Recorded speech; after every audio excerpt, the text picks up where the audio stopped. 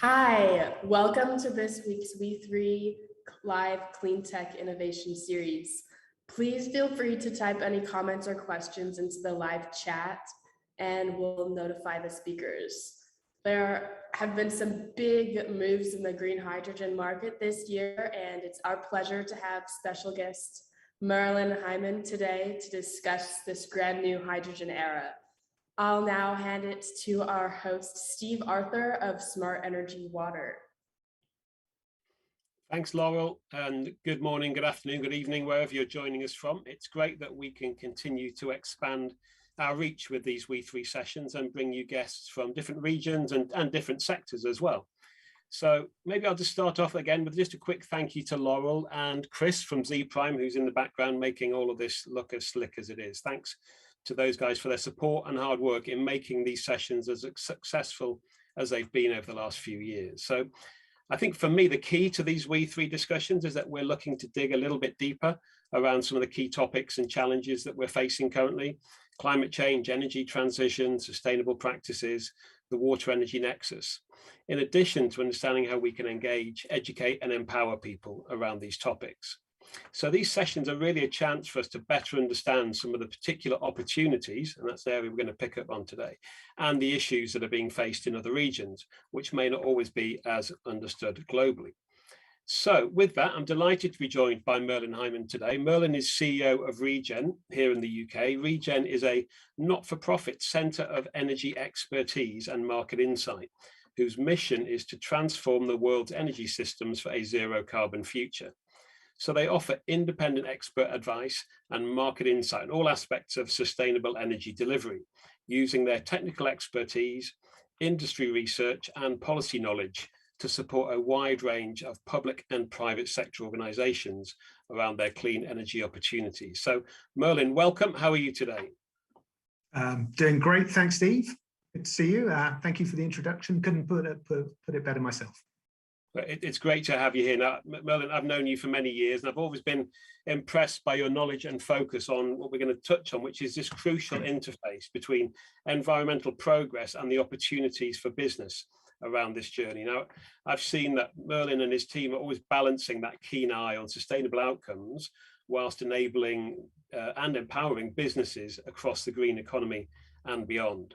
So Merlin's career has involved in working across a range of areas, environmental and energy policy, making the case that high environmental standards and investment in clean technology is good for the economy, drives greater efficiency and creates new jobs.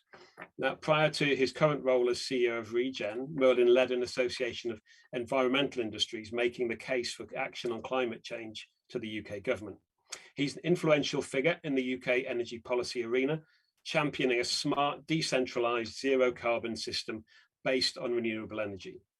And to top all this off, to recognize his services to sustainable energy, in 2019, the Queen awarded Merlin an OBE, an amazing achievement and an honor given to those select few who have and are making a real difference in this field.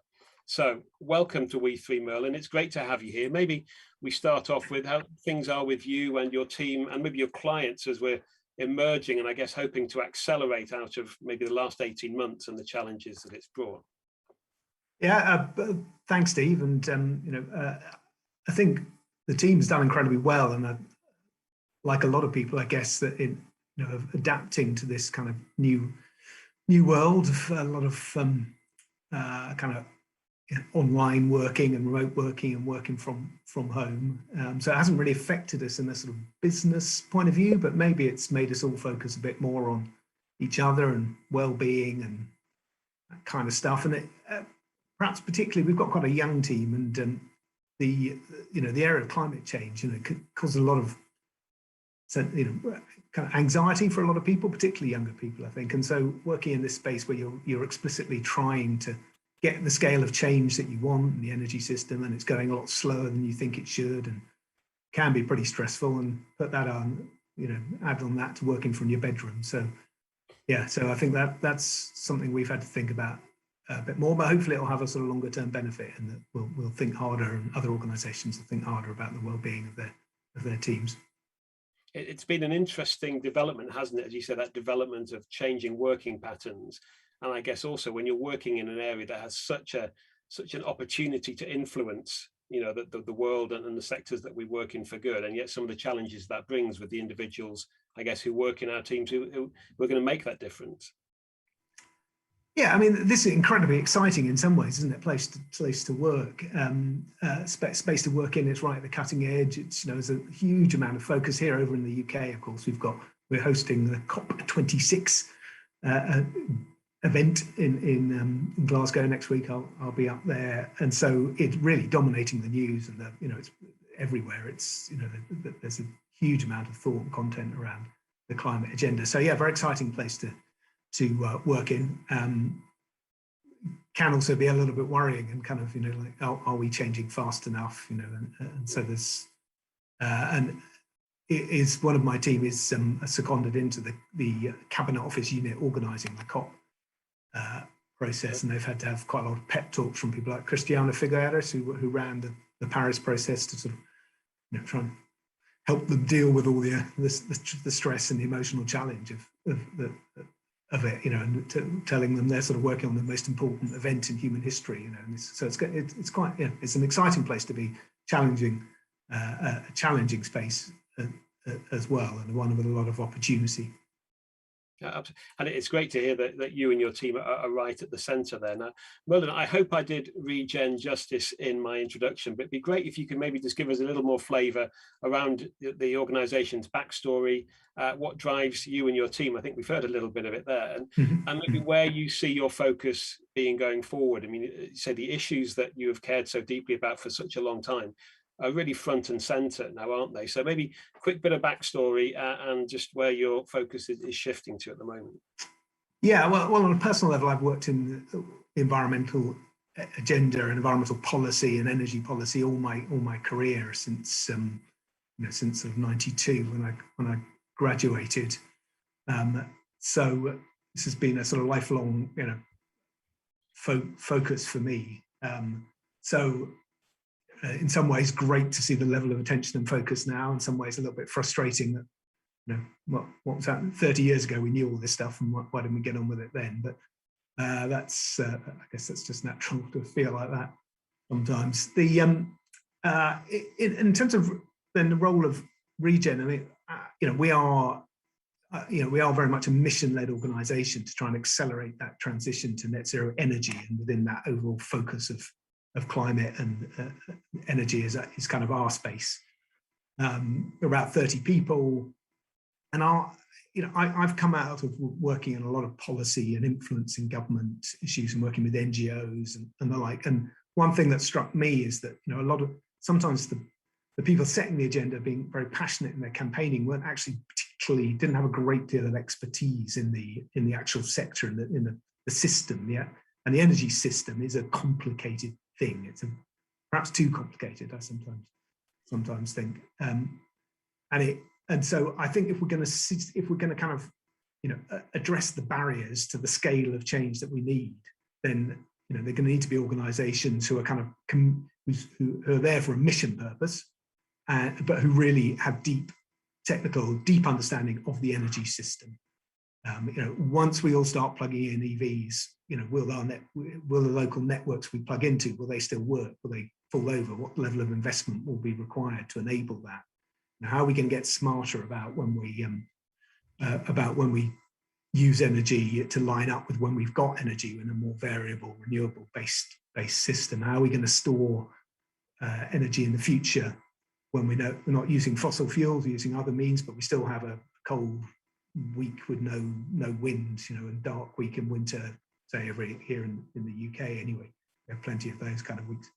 You know, how are we going to how are we going to store it? And so we need to get into some of those details, and that's our kind of focus, is to bring that kind of.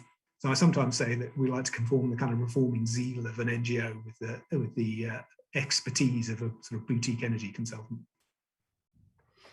Okay, I like that, and I think that zeal comes through. And, you know, if anybody who follows you, and I'd encourage everybody to follow you guys on social media, that zeal really comes through. And I think that expertise, which, as you say, maybe has been there in the past, but it's sort of really come to the fore in terms of how much it's needed to drive, to shape the policy, but also deliver the policy as well, I guess.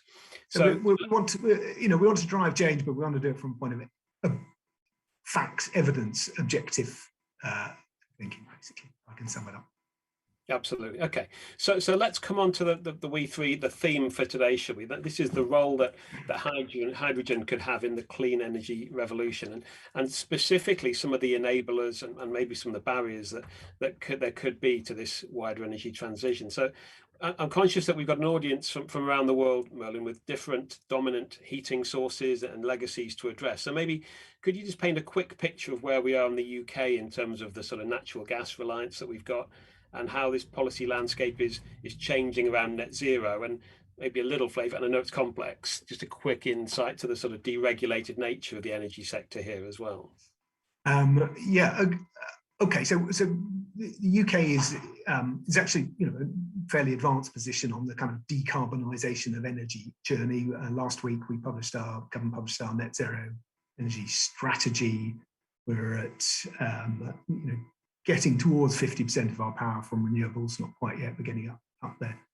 And we have targets for the end of for the end of fossil fuel cars. We have net zero by 2035 power system target, and we now, as of last time, have a kind of phase out of fossil fuels in our heating, our boilers. So we've set the end date now for fossil fuels in transport, power, and heat in the UK.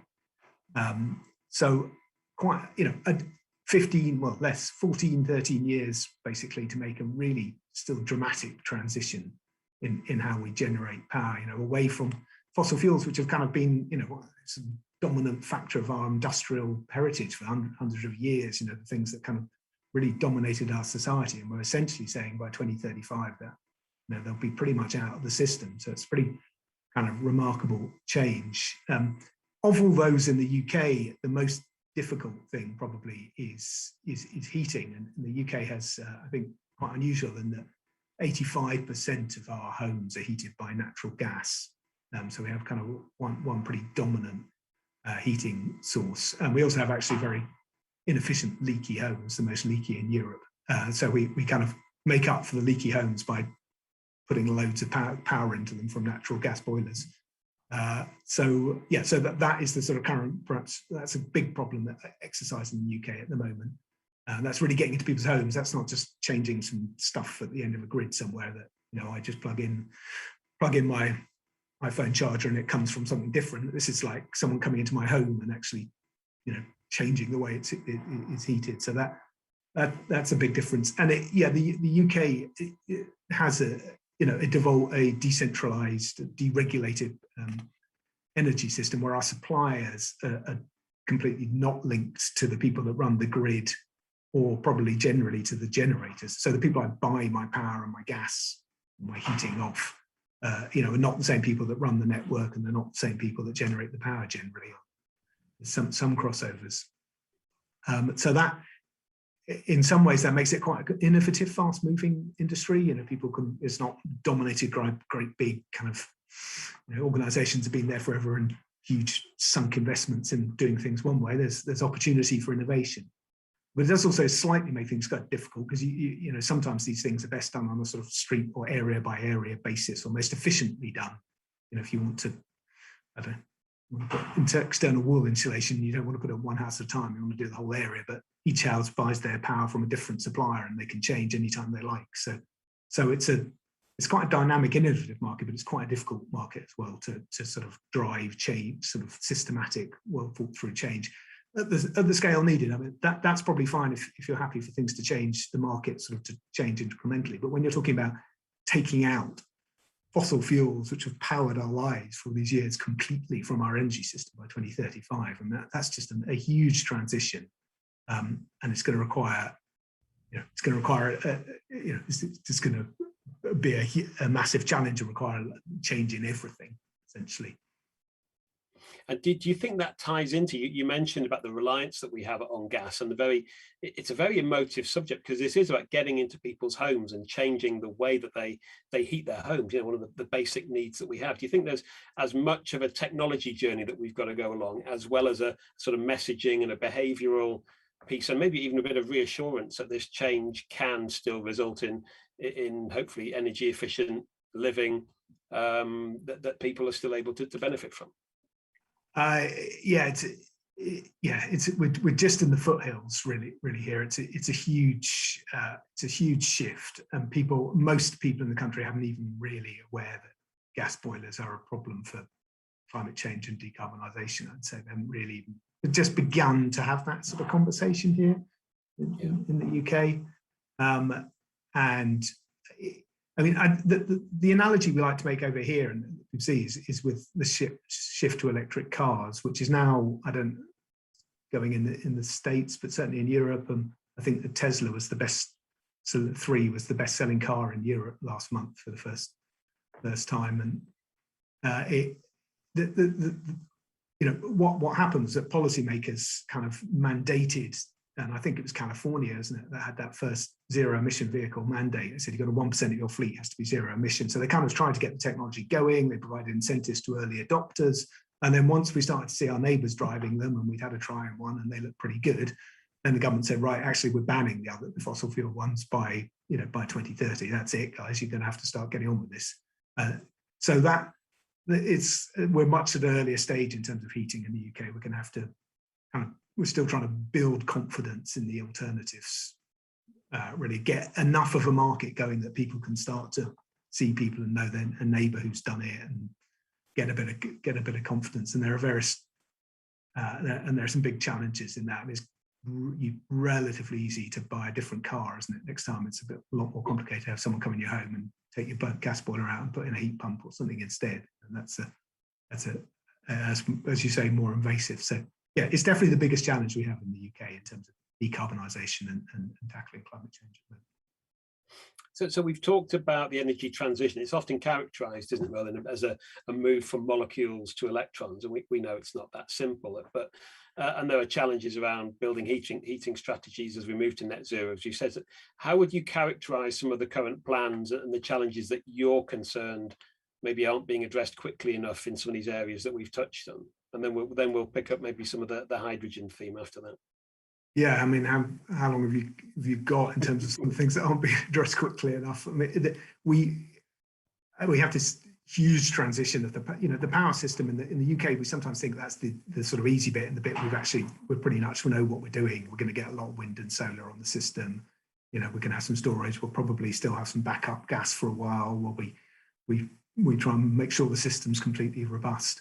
That's still a huge shift from a power system that's still, partly dominated by a few large generators to a very decentralized, sort of system dominated by very different technologies in terms of wind and solar. And actually the last few years we kind of haven't made enough progress in building renewables, getting them on the system and in making sure that the system will still operate, will work successfully. So there's a lot to do in 13 years there to get to net zero power.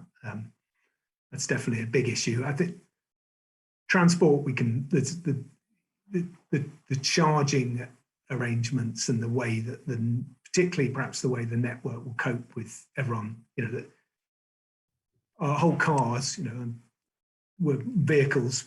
The energy came through oil tankers through the Straits of Hormuz from Qatar or wherever, and into refineries and into petrol stations. And we're taking all of that, getting rid of all that, and putting it all through our electricity wires. So that's quite a big shift and needs thinking about. And the classic worries of range anxiety.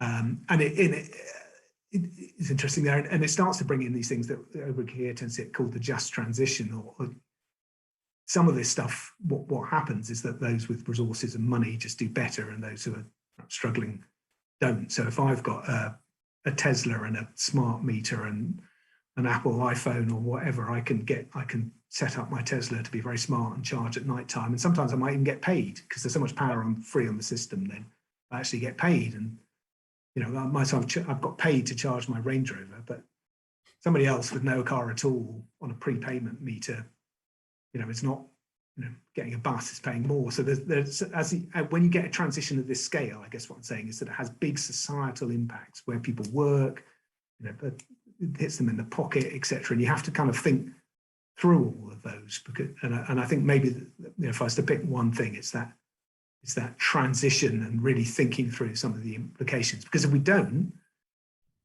if we do it in a way that people don't feel is right, I guess, then the public can say, hang on, no, I'm not up for this anymore. And so they can kind of block it. So it's not just a technological or an innovative or transition. It's not just about deploying enough money and capital, which is a way I think sometimes that I sometimes see about these sort of international conferences discussing. This is also a people issue, a societal issue, a sort of justice issue.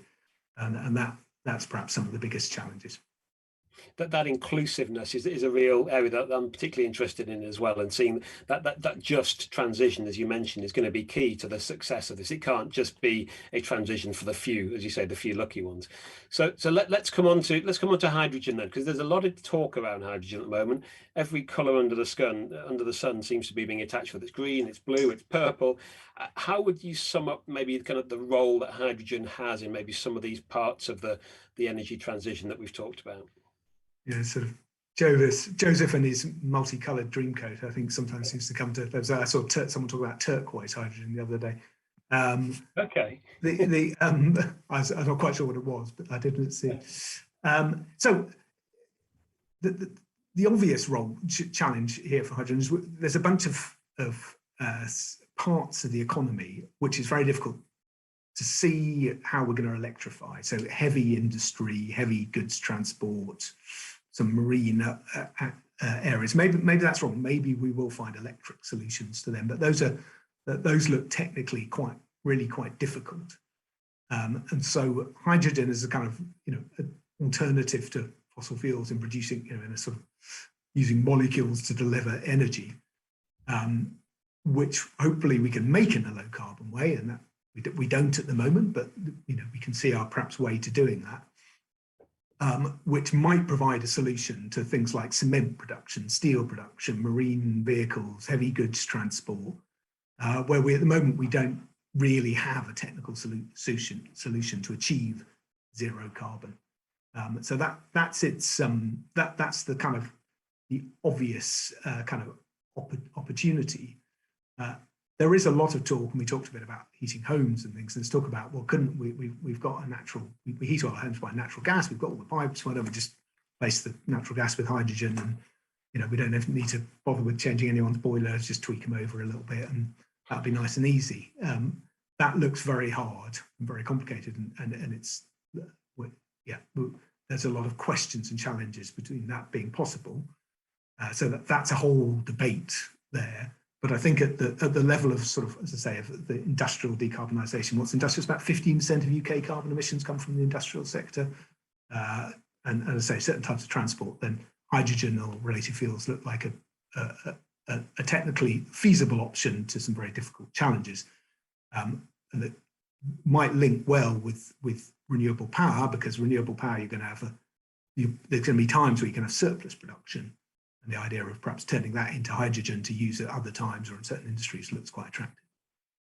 I know that there have been some concerns raised around the impact of hydrogen production on water scarce areas as well. I'm not sure if that's an area that you guys at Regen have looked at, but there certainly seems to be an area that it's not just as simple as, let's have a hydrogen hub here, whether it's blue or green, and then some of the impact of that technology that it might have on the local infrastructure, which I guess is a bit akin to suddenly having a sort of turbocharged electricity network that may not be up to the task. Yeah, to be honest, I don't think this has been properly studied. We've actually put in a proposal with the Water Research Council to do a study. And I think you're probably right that the issues are not so much, if you divided the total amount of water used in the UK by the total amount of water we need to produce hydrogen, it probably doesn't look like a huge amount. But far better than I, Steve, that water, it's not necessarily easy to move the water around the place, and then in some places we're more scarce than others. And so if you have an area where there's a lot of hydrogen electrolysis and a water scarcity, laying on in terms of climate change and the expectations of greater drought, water scarcity issues, then you might inadvertently walk into some quite big issues. So yeah, it's definitely something that needs to be needs to be thought through. I think that the truth is that no one really has done the work yet to try and overlay where we might have a lot of hydrogen production and perhaps in areas of water scarcity. Yeah. I wonder, I know one of your key kind of focuses is the opportunities that the transition is bringing to business.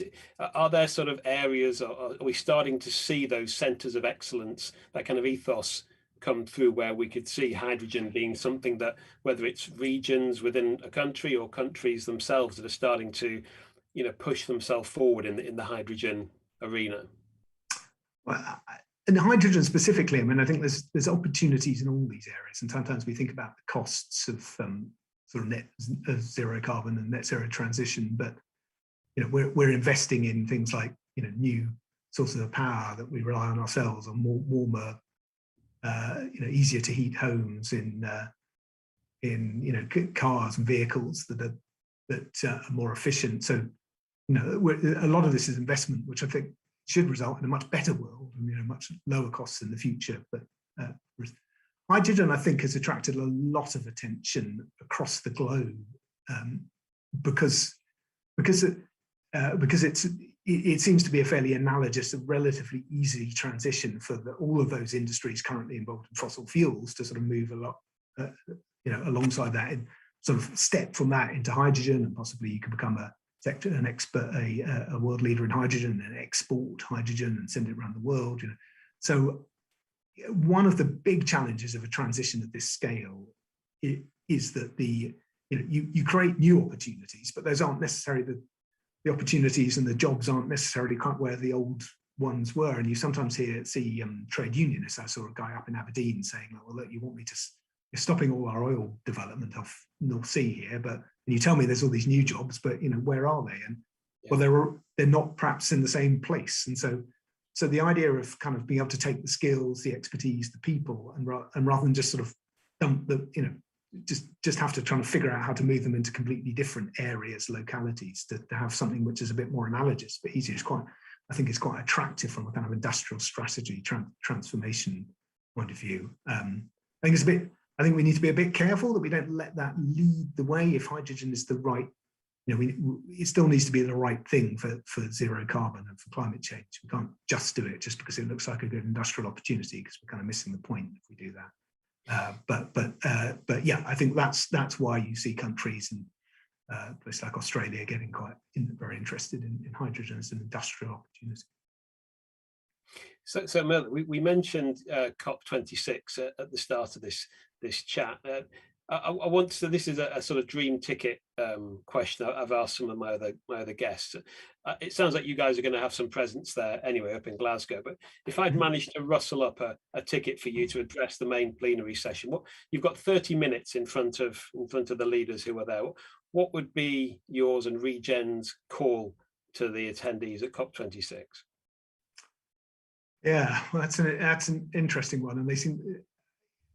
It's sort of I've watched a number of people much more eloquent and convincing than I, from the Pope to David Attenborough to Greta Thunberg, to have these kind of platforms, and you hear their inspiring speeches, and then you look at the action not matching up, and it's kind of, you know, it's sort of frustrating. So you wonder what it is you could say. I guess the kind of what I sometimes see here in terms of the sort of developments, maybe call it the kind of ratchet effect, or the sort of positive feedback loop, is you get policymakers start to move a bit further and set higher standards and targets, and then the business community responds and perhaps goes quicker and further than the policymakers have expected, and that then sort of provides confidence back to policymakers that they can move ahead. So there's a sort of positive feedback loop. So I think when I look around the world at the moment, I would say we're in a place of kind of leadership in the real economy, in businesses, and where, you know, it's there rather than policymakers are probably a little bit behind, and it's in the real economy that people are starting to change things. You know, I don't know, you ask the car industry now, can I build net zero, you know, EVs by 2030? They're like, yeah, no problem. I've got it. I don't think policymakers would have believed that up until recently. So I think probably the most important message back at the moment is to sort of just, see what's happening, see what scale of change and innovation you get once you set clarity of purpose and direction, how the business community, our business can respond. And if we can get that message, that perhaps give a little bit more confidence to policymakers, that they can then sort of in turn set clear, set more ambitious targets and start to bring up the sort of put in the kind of measures to stop those who are perhaps the laggards, sort of continuing to pollute whilst others are leading. So I think that'd be my most important message at the moment. And I guess that brings us full circle to what we were mentioning at the start, but that role of the expert, that role of industry in actually helping to shape but also deliver this transition as well, right?